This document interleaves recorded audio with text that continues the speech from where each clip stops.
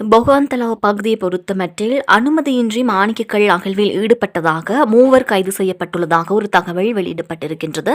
பொகவந்தலாவ கெசல்கமோயாவில் 25 சட்டவிரோத மாணிக்கக்கல் அகழ்வு இடம்பெற்றதாகவும் அதனை வலான ஊழல் தடுப்பு போலீசார் சம்பவ இடத்திற்கு சென்று கிடைக்கப்பட்ட தகவலின் அடிப்படையில் சுற்றி வளைப்பில் ஈடுபட்டதாகவும் தெரிய வருகின்றது. அதாவது வலான ஊழல் தடுப்பு போலீசாருக்கு ரகசிய தகவல் ஒன்று கிடைக்கப்பெற்றிருக்கின்றது. அதன் அடிப்படையிலேயே சுற்றி வளைப்பு மேற்கொள்ளப்பட்டு இதன்போது சம்பந்தப்பட்ட சந்தேக நபர்கள் கைது செய்யப்பட்டுள்ளதாகவும் தெரிவிக்கப்பட்டிருக்கின்றது. இதனை அடுத்து அவர்களிடம் இருக்கக்கூடிய மாணிக்கக்கல் அகழ்வுக்காக பயன்படுத்தப்பட்ட உபகரணங்களும் இதன் போது கைப்பற்றப்பட்டிருக்கின்றது.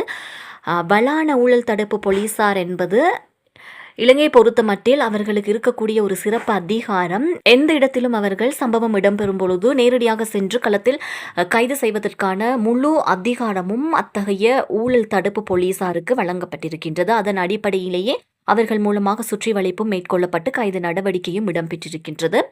மேலும் கைது செய்யப்பட்ட 3 சந்தேக நபர்களும் நோர்வுட் போலீஸ் நிலையத்தில் ஒப்படைக்கப்பட்டுள்ளனர். அதாவது அகழ்வுக்காக பயன்படுத்திய உபகரணங்களுடன் 3 சந்தேக நபர்களும் நோர்வுட் போலீஸ் நிலையத்தில் ஒப்படைக்கப்பட்டிருக்கின்றனர்.